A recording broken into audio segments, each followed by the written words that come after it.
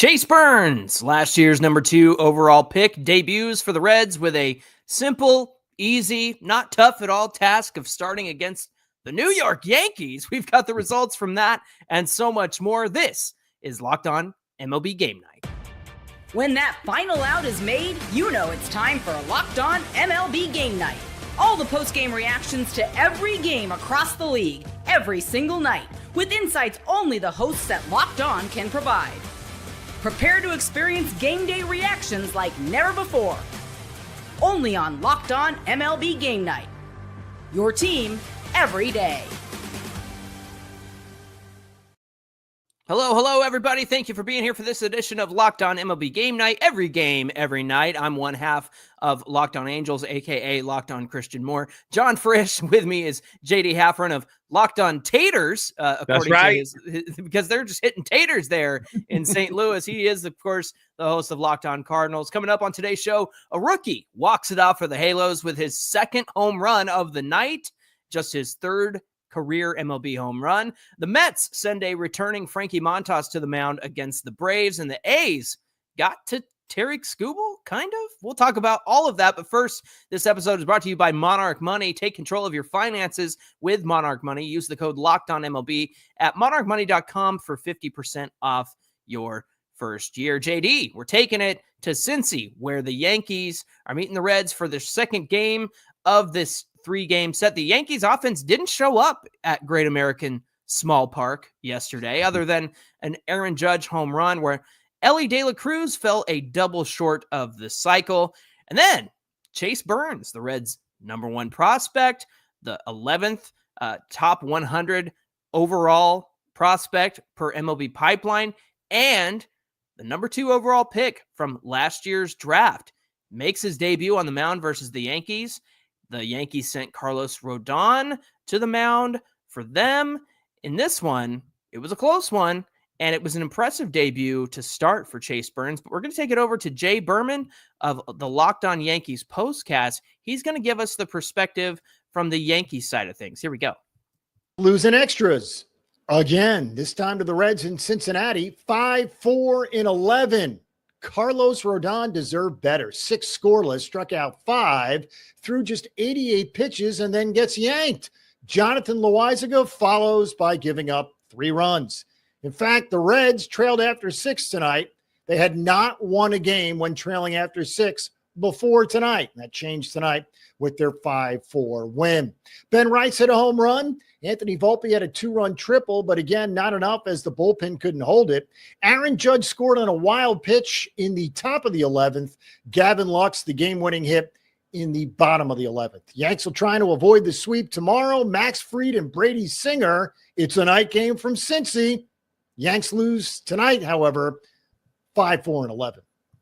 Yeah, it was a close one. This one, of course, ends in extra innings, but it was a strong start from Rodon, as Jay mentioned. The 6 innings pitch, 4 hits, 1 walk, 5 Ks, lowers his ERA to 2.92. But yeah, just pulled after 80 some odd pitches.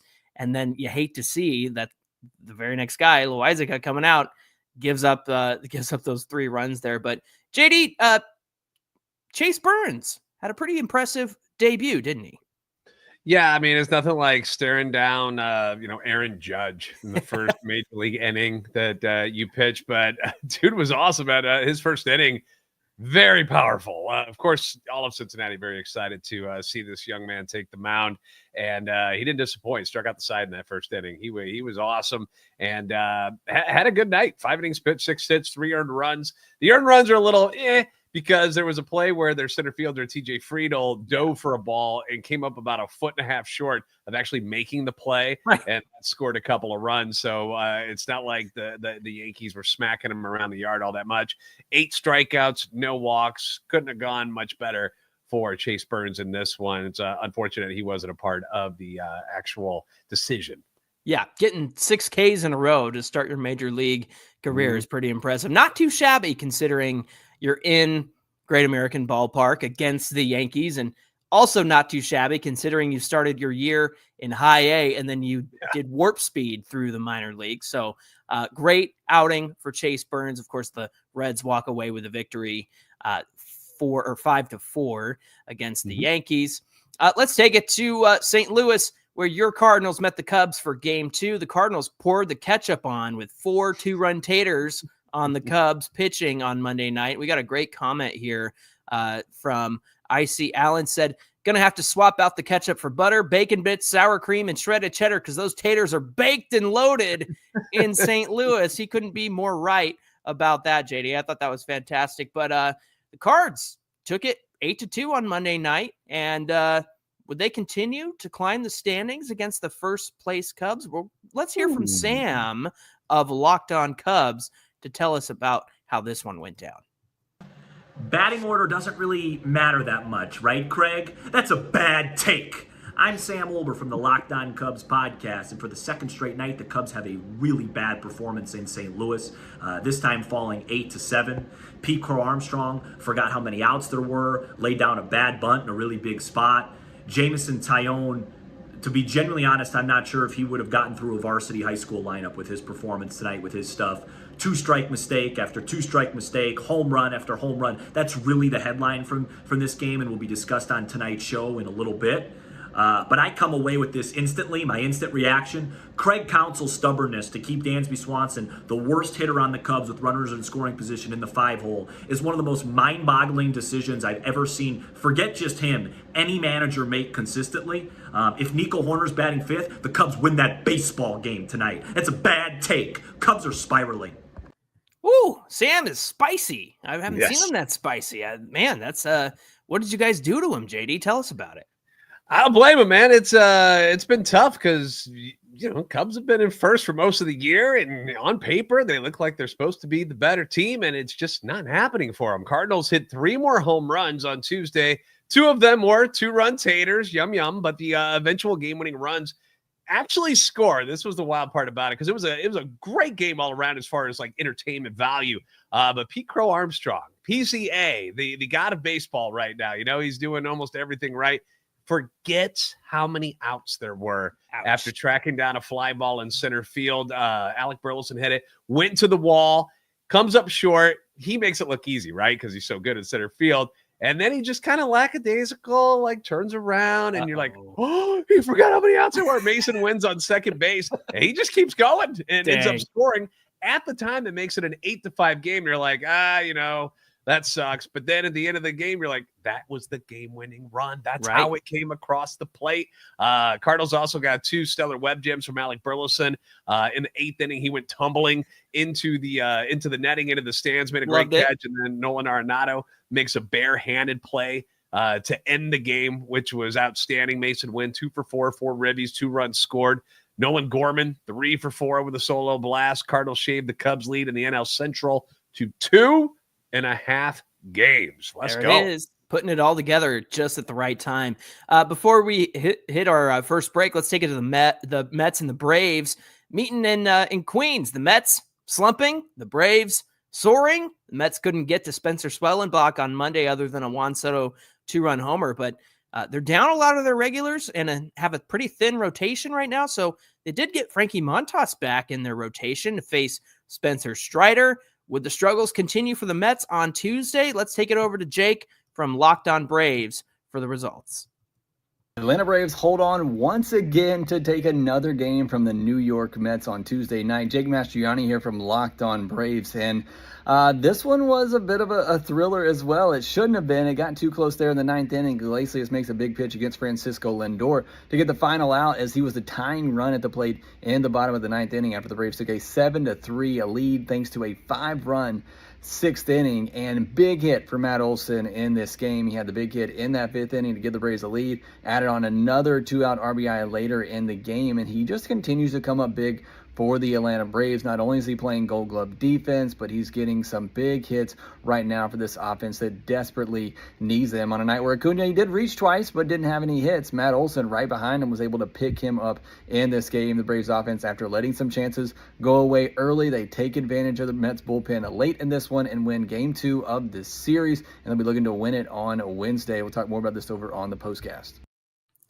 JD, I just want to remind everyone, maybe a few weeks ago, you asked me, who do the Braves need to come through for them in order to pick it up? And I said, how about Matt Olson? I want to see more from him. So to hear Jake talk about Matt Olson right there, I feel vindicated. I feel like, this is why you tune into game night, right? John was right again. Go figure. Maybe you ought to pay attention to him. Exactly.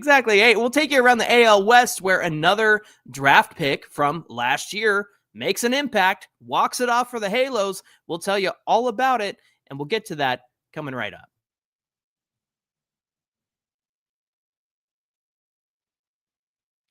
Ever check your bank account and wonder where exactly did all your money go? There's a lot of places that you're spending money these days. You got dining out, you got online shopping, you got entertainment, going to ball games, obviously. Pretty easy to lose track of where the funds are going, and that's where Monarch Money comes in and helps you out. Being your personal CFO is what they do, giving you full visibility and control over your finances. Monarch Money is not just a budgeting app. It's a complete financial command center where you can track all of your accounts, your investments, and your spending, and you get to do it all in one place. So you stop managing your money and start building wealth. Very convenient to spend money on food delivery, obviously buying things and just having it shipped over to the house. It's super easy to do, but it costs more than you think. And now you can budget smarter and save more with Monarch Money. And instead of juggling multiple apps, you just use Monarch to check your finances, track that spending, and you can even plan long-term goals. And if you're married, it makes managing money with your partner that much more smoother. You can track shared and personal accounts. You can set goals together and do it all without the stress, which is usually the worst part of it all. So take control of your finances with Monarch Money. Use code LOCKEDONMLB at monarchmoney.com for 50% off your first year. That's monarchmoney.com, code LOCKEDONMLB for half off your first year. Back here on a Locked On MLB game night, we're taking you all around the league. This time, we're taking you to the AL West as the Mariners meet the Twins in Minnesota. The bats are hot, especially Cal Raleigh, who hit his 32nd home run of the year on Monday, leading the league, entering the MVP conversation in the American League, while the Twins pitching has struggled the last few games. We got Ty Dane Gonzalez from Locked On Mariners, who looks a little sweaty after this one. Let's check in with him and find out what's going on. Was he watching Cops? We'll find out. That could have been a real momentum killer. This is Ty Dane Gonzalez, host of the Locked On Mariners podcast here. Thankfully, though, the Mariners were able to eke out a 6-5 victory over the Minnesota Twins tonight to improve to 4-1 on this incredibly important road trip and secure at least a series split in Minnesota. We'll see if they're able to get the next two in with rain in the forecast. But Mariners held a 5-0 lead relatively early in this game. This could have been easily a heartbreaker because, unfortunately, Luis Castillo's struggles while pitching with a big lead continued in this game as he almost immediately gave those 5 runs back to the Twins. The good news, though, is that was the only run production the Twins were able to manufacture all night long because the Mariners bullpen was absolutely nails tonight. Gabe Spire, Carlos Vargas, Andres Munoz, nice to see him pitch just the second time he's pitched in the last 15 days. Also nice to see Dan Wilson be willing to use him in a non-save situation. That paid huge dividends. And then Matt Brash closing the door there in the bottom of the ninth. He was filthy tonight. Also, tip of the cap to Julio Rodriguez there in the top of the ninth to get the sac fly to take the lead for the Mariners. Just didn't do too much. Great job by Julio. We'll see if the Mariners can get these next 2 games in with the Twins. And we'll talk to you on the Locked On Mariners podcast tomorrow. See you then. Peace. There you go. So another win for the Mariners, 6-5 over the Twins. Who would have thought Luis Castillo would be the one having struggles in that rotation? I know the whole rotation, the Mariners just have endless pitching.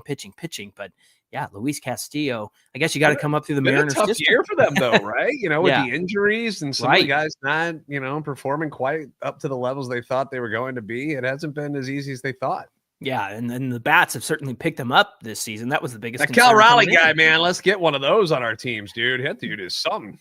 Absolutely, yeah, 2 for 4 with an RBI tonight, but no home runs from Cal in this one. But never mind, send him back. I don't want. Yeah, we don't need him anymore. Minnesota, like Ty mentioned, they were down 5-0. They had a 4-run inning in the 4th, but they've lost 5 in a row and 9 of their last 10. Can I take you to a little place called Anaheim, California? Just down the street from Disneyland is the Big A. for the Angels. Picked up a win against the Red Sox on Monday night.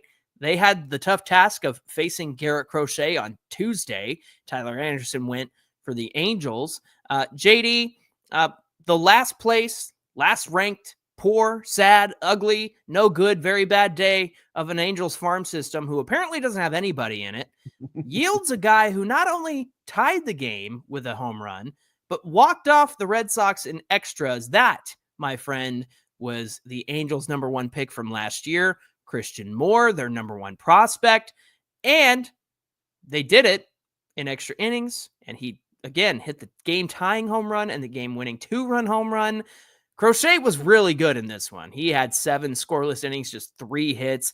They tried to score on him, but a late stop sign to Taylor Ward at third. He rounds third base, misses the stop sign, so he tries to go back. He crawls like a tortoise back to third base, gets tagged out, so a great play there by Nate Eaton from the Red Sox, their third baseman. But again, the Angels were down 2-1 in the bottom of the 10th. Moore hits a game-winning 2-run homer to walk it off 3-2 for the Angels. Yeah, pretty good. My question for you is, because after watching this game, you know, the excitement and stuff, because it was a really cool inning because they weren't sure if it was a home run at first, at least right.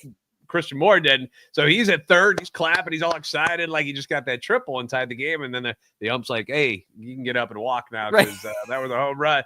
But why is it after walk-offs, everybody tries to rip the other dude's shirt off, John? what is this that we're doing with that? Like, it's party time, baby. Come on. and they always have to pretend like, oh my gosh, get off of me. You guys are mean. I don't understand it. It's a strange celebration that Major League Baseball players do. I've never gotten on board with it. Don't understand it.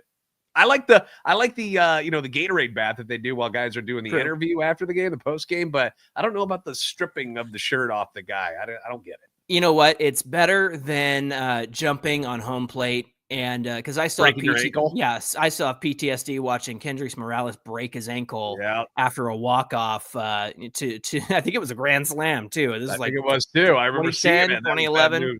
Oh man, and I still have nightmares about that. So I'll take the shirt ripping off any day of the week over watching a broken ankle after a walk-off win. So let's keep it AL West. The A's are visiting the Tigers.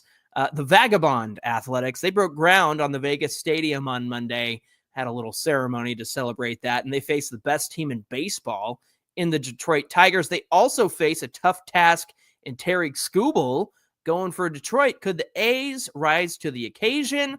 Let's take it to Scott Bentley of Locked On Tigers on if there was any worries about Terry Skubal after this start. Well, Tarek Skubal may, in fact, be a human being, which you could have fooled me up until now, okay? But the Tigers give him some run support and still have a comfortable victory at home. I'm Scott Bentley, host of Locked On Tigers. Tarek Skubal, 6 innings, 4 earned runs. And if that is as bad as it gets, he's going to be one of the best pitchers to ever live, okay? So, I have no worries. He gave up 2 home runs early, settled down. The last 4 innings he threw were shutout ball. No one's worried, okay? Everything is good. The Tigers put up 11 runs. Riley Green, 4 for 5. The most votes of any American League outfielder not named Aaron Judge for the All-Star game. Obviously, Judge number 1, but Riley Green number 2 for a reason. He's almost hitting 300 and almost has an OPS of 900. He's crushing the baseball. Wensil Perez, the star of this game. Couple of great defensive plays, couple of great offensive plays. He's been fantastic. Everything just went the Tigers' way in this one. They are the first team in baseball to 50 wins. The last 2 times the Tigers were the first team in baseball to 50 wins, 1984, 2006. Both of those Tigers teams made the World Series, and one of them won the World Series. We'll talk about that and more tomorrow on Locked On Tigers. Who did they lose to in 06, John? Do you remember? Oh, was it your St. Louis Cardinals? Oh, was it now? Now, you just getting to it, punch your ticket to the dance. That would be enough for me as an Angels fan. So, is there anybody in baseball, JD, that you would choose as a full-time pitcher over Terry Skubal right now? I'm glad you said full-time because you don't want to cheat and say Shohei Ohtani, even though he's he's pitcher and hitter, so you can't cheat with that. I say no. I really do. I mean, the guy's 9-2 now, ERA at 2.29, 7th best in the league. 125 Ks, second in the league. He's insane. And like Scott said, this is like the worst it gets for Tarek Skubal. Right. My gosh, it's going to be something. I know my Cardinals got to him in their game, but he's incredible. I also noticed when we were going through some stats and stuff for this show tonight, top 4 strikeout pitchers in the league are all left-handed. Is that a coincidence? I mean, that's crazy, right? Like it's Crochet, Skubal, Mackenzie Gore, and then Carlos Rodon, all left-handed. And the next one after that, I think that there's 5 of them in the top 6. So, like, it's kind of bizarre. Get you a good left-hander. Apparently, that's the key. You know what? I'm a lefty in real life. I don't just play one on TV. I miss my calling, JD. I gotta rewind the clock and start over and become that left-handed strikeout thrower for somebody out there. I'm sure that they would still take me, right? I hope so. Anyway, everybody's looking for pitching, John. Everybody. Yeah. You never have enough pitching, even if it's Jon Frisch, right? All right. We got to call the Blue Jays Stella because it looks like they got their groove back, and we'll tell you what we're talking about here in just a minute.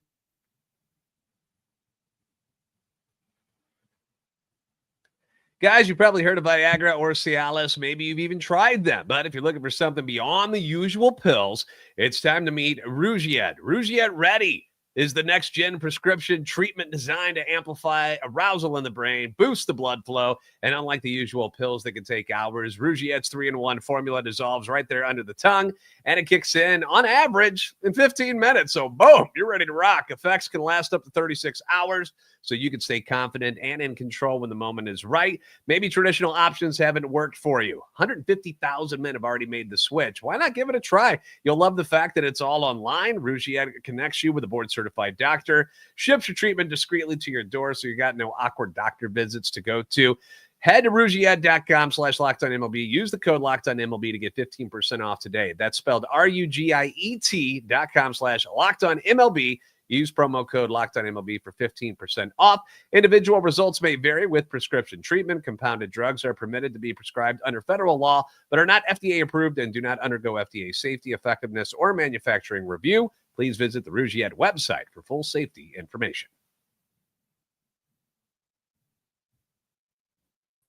Back here on a Locked On MLB game night. Hope you're still with me after that Stella got a groove back joke, because we're talking about the Blue Jays meeting the Guardians in Cleveland. The Blue Jays had a disappointing weekend. They dropped 2 of 3 to the White Sox, and the Guardians took hold of second place in the AL Central with a series win over the A's this past weekend. Both teams trying to catch up to their respective division leaders. So what gives in this first of 3 games in Cleveland? Let's take it to Justin from Locked On Guardians, where he talks about the turning point was in this one against Toronto. If you would have told me the Cleveland Guardians were going to hit 3 home runs and score 6 runs, I would have said, great, that's another win for the Cleveland Guardians. Unfortunately, that is not how this one played out. They reached the magic number of 4 they needed. They got to 6, and it was just not enough. This is Justin Latta from Locked On Guardians. Another disappointing loss for the Cleveland Guardians. This one really came on the backs of pitching and defense. A sloppy game on that end. Logan Allen threw lots of strikes, wasn't fooling anybody. The turning point in this game, obviously, was the grand slam by George Springer off Hunter Gaddis, who, if Hunter Gaddis is not pitching well, if anybody your bullpen's not pitching well, of the big 3 or 4, they're not going to win that game, probably, for the Guardians, whether you score runs or not. But the real turning point kind of felt like having Kobe Allard there in the 7th inning when it was 4-1, and he gave up 2 more runs, and it just felt like the Guardians were trying to play for tomorrow. And maybe it wouldn't have mattered because Hunter Gaddis was going to go that grand slam no matter what, and it would have been put out of reach, but it kind of felt like they were trying to play for tomorrow. Maybe that would have kept them a little bit closer, but Angel Martinez made a bad error. Jonathan Rodriguez's defense in right field was abysmal. Really no shock there. So they played a sloppy game. They deserved to lose this one, and they got to bounce back against the Hall of Famer on Wednesday and Max Scherzer. They'll send Gavin Williams to the hill, and who knows, maybe a new top prospect will be in the lineup. We'll talk about that on Locked On Guardians. Make sure you tune in. Oh, what a tease. Tune in to Locked On Guardians. Ooh, Justin, tell us. Man, Toronto's offense is just putting it all together right now. 10 runs, 14 hits, only 7 Ks. They have the lowest team strikeout total in the league at 527. What does that tell us, JD? That says put the ball in play, my friends. And that's what they do, man. That lineup is annoying. And it's seriously, they are. That's just what they do. Like, it's hard to put them away, and they just wear down your pitchers. And eventually you're going to mess up. You're going to screw up. And they hit the hell out of the ball, man. It's one heck of a lineup. So if they ever get their pitching and everything aligned the right way, Toronto's a secretly scary team, in my opinion. Yeah, they their offense has been clicking lately, and so it's good to see Toronto picking it up. Let's take it to the Rays meeting the Royals in Kansas City. JD's favorite non-Cardinals team, the Tampa Bay Rays. They're sneaking up on the Yankees in the AL East. The Royals are still sitting in the middle of that AL Central. They sent Chris Bubich to the mound, who had a solid start to the season, but he's put up a 4.86 ERA in June coming into this game. Would he be the June version on the mound, or will the Rays stay quiet in Kansas City? Let's take it to Jack Johnson of Locked On Royals for his perspective on this one. The Royals are still winless in the month of June at Kauffman Stadium after a 5-1 loss to Tampa Bay tonight. I'm the host of Locked On Royals, Jack Johnson, giving you a few takeaways from tonight's game. And really, a few might be overselling it here, because there wasn't much to take away from this game other than every aspect of this game the Royals failed at. I mean, Chris Bubich did give them a quality start, but didn't think he was as sharp tonight, though his defense really let him down. Though he was a part of one of those defensive plays where a bad toss to first base gets kicked down the line. Michael Garcia also booted an easy double play ball. But in the end, it was the offense only scoring 1 run on 4 hits, and they didn't get their first base runner of the game until the 6th inning. So really not much going on. It was another lackluster performance from the offense. The bullpen even got nicked up a little bit. So all in all, just a bad performance by the Royals, and they really need to take the next 2 here with the Dodgers coming into town this weekend. So we'll see if they can even up the series tomorrow with Michael Wacha on the bump. JD, somebody who's really impressed on the Rays this year as they take this one 5-1, Jonathan Aranda, hasn't he? This dude, okay, first off, nobody knew who the hell he was. If you were not a family member, you didn't know who this guy was until this year. Career 222 hitter coming into the season. Nobody's paying attention to this guy. 3 more hits in this game. His average is now up to 332 on the year. 3rd in the league behind Aaron Judge and the A's, Jacob Wilson, who's having an outstanding rookie season so far. So just the Rays just do this. They find guys that nobody talks about or nobody wants, and then they just magically turn them into all-stars. Taj Bradley, really good in this one too. 6 2/3 innings on the mound, no runs, 2 hits, 4 Ks. The Rays, my Rays, your Rays, everybody loves these guys, right? Now trail the Yankees by 1 game in the AL East. Doesn't make sense, but it's happening. It's happening, and it's happening very quick, especially as the Yankees have lost those last 2 against the Cincinnati Reds. Let's take it to 2 first-place teams meeting in Houston. The Astros host the Phillies to start a 3-game set. Phillies are 8-2 over the last 10. The Astros are 7-3. Couple of aces on the mound for each team. Ranger Suarez for the Phillies and Framber Valdez for the Stros. Connor Thomas of Locked On Phillies is looking a little frustrated after this one in Houston. Let's find out why right now. Well, the Phillies wasted one of the best starts of the year, getting shut out, losing 1-0 to the Houston Astros. I'm Connor Thomas, your host of Locked On Phillies. And the offense just wasn't there for the fights tonight. At some point, you got to kind of tip your cap to Framber Valdez, who threw a great game in his start for the Astros. But, man, you got to get something. You got to be a little bit more patient. A lot of first pitch swinging outs for the Phillies tonight. And you got to be better with the approach like you were in the Mets series. We'll see if they get back to it tomorrow. I don't want to go through this without talking about Ranger Suarez, who was unbelievable tonight. I mean, the starting pitching on this team is ridiculous, and Ranger just threw another gem. He's making a strong late all-star push, and that's why he's got to be on this team through the remainder of this year. You can't trade a guy like that. Too valuable for a postseason run. But, man, tonight, just not enough for the Fighting Phils, and hopefully the offense wakes up tomorrow in Houston. We'll see. We'll talk about it on the next episode of Locked On Phillies. There you go. Just a 1-0 game between those two, and it truly was a pitcher's duel between Ranger Suarez and Framber Valdez. Let's take it to Diamondbacks meeting the White Sox in Chicago. This was, a game where the Diamondbacks just put up 10 on the White Sox on Monday. They had to go without Corbin Carroll, Eugenio Suarez, and Josh Naylor in the lineup in this one. They were still able to get it done. It was a 4-1 victory over the Diamondbacks. Now, there was a moment during the game where you could see Ketel Marte crying on the field, and he was being consoled by Torey Lovello and his teammates. Somebody, apparently in the Chicago crowd, said something about Marte's mother, who tragically passed away in a car accident in 2017. So this is my message to that fan.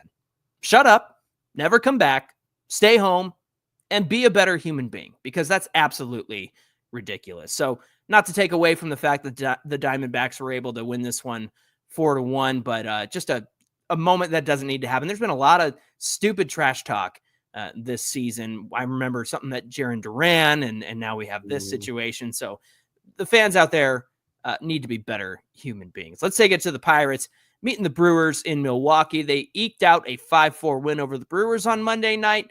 With the Cardinals win, the Brewers and Cardinals were tied for second in the NL Central. Chuck Freeman talks about what went right for the Brewers in this one against Pittsburgh. Let's hear from Chuck right now. They were going to lose 2 in a row to these guys. Hey, everybody, Chuck Freeman, instant reaction here on Locked On Brewers. Left side of the infield, we've been talking about just how unproductive it's been, but tonight, 3 home runs from that side, 2 from Joey Ortiz, and then 1 from Caleb Durbin got them on the board, and the Brewers just kind of toyed with the Pirates, I thought, for the rest of the night. Put up 9 runs against these guys. Freddie Peralta gave up a 3-run home run in the 6th inning.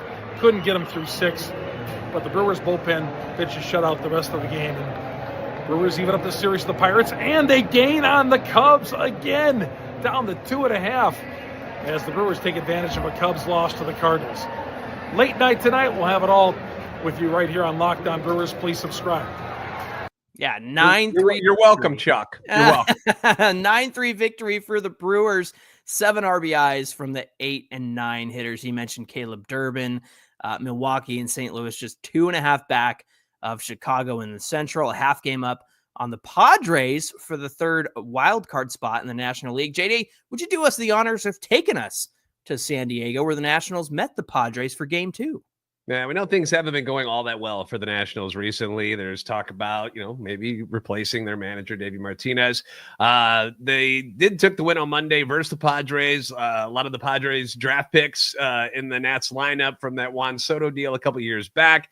It was a 10-6 win for DC. Could they pick up another big victory over the perennial playoff contenders in San Diego? Padres end up taking this one by a score of 4-3. Rookie right-hander Ryan Bergert exited one batter into the 4th inning, so it wasn't an easy thing for San Diego. He got struck by a line drive, and it hit him in his elbow, and then it hit him in the ribs. It kind of ricocheted there. So it ended up being like a bullpen game for the Padres out of nowhere, and they answered the bell. They threw 6 shutout innings, allowed just 2 hits. Not the normal stars, the guys that you normally hear putting up the numbers for them in this one. Martin Maldonado hits his 4th home run to tie the game, and the game-winning run ends up scoring on just a ground out by Jose Iglesias in the 6th inning. Washington's young superstar James Wood with 2 more RBIs, giving him 63 on the season. 5th best in all of Major League Baseball, but still wasn't enough. Padres win it 4-3. What happened with the Orioles and Rangers, John? Yeah, you want to talk about a weird ending to a game. This one went 10 innings. It was the 10th inning when Evan Carter, who was initially called out on a play at the plate, they had to go to an umpire review, and it turns out he got his hand in to put them up 6-5, and that's how the Rangers took this one from the Orioles. It ended up being 6-5 Rangers in the 10th inning. They had an early 4-0 lead. The Orioles were able to come back, took it to extras, but Evan Carter with the play at the plate initially ruled out, turned it over, and now he's safe. That gives the Rangers the 6-5 win. Dodgers and Rockies, you know how things can get in Colorado. Offense is usually a big deal. This happened once again in Colorado. Michael Conforto ends up with a 3-run blast in the Dodgers' 6th-run 4th inning, first time this season. This is a crazy stat that he's driven in multiple runs in one game. That blows my mind that we're sitting here at the end of June, and that's the first time it's happened for Conforto. Ohtani did hit his 27th home run of the season. The Colorado Rockies top 4, very good in this one, 10 for 19, 5 ribbies, 6 runs, but it wasn't enough. Dodgers win this one by a score of 9-7. Finally, let's take it to the Marlins meeting the Giants in the Bay Area. Marlins 6-4 in their last 10, Giants 4-6 in their last 10. They're clinging to second place in the NL West. How about no? They could not hold on as the Marlins win it 4-2. Marlins scored 2 in the second and 1 in the third to take the lead for good. Unfortunately for the Marlins, Max Meyer is going to have to go left hip labral repair surgery on Friday, the fourth consecutive season that an injury has limited Meyer's time on the mound. For San Francisco, Rafi Devers, 1 for 4. He's just batting .222 since being traded from the Red Sox. The Giants are 3-4 since that trade was made. I imagine things will turn around for San Francisco, but it takes time. It takes time to lose one to the Marlins. That's not going to feel good, especially when you're trying to keep up in the NL West. Hey, thanks for joining us for this episode of Locked On MLB Game Night. Every game, every night. Don't forget to like, share, and subscribe. Of course, we'll be in your audio feed for podcasts as well. We hope you come back and join us tomorrow night. JD and I will be back at it, taking you all around the league. And again, thank you for being here. Join us next time on MLB Game Night. Every game, every night.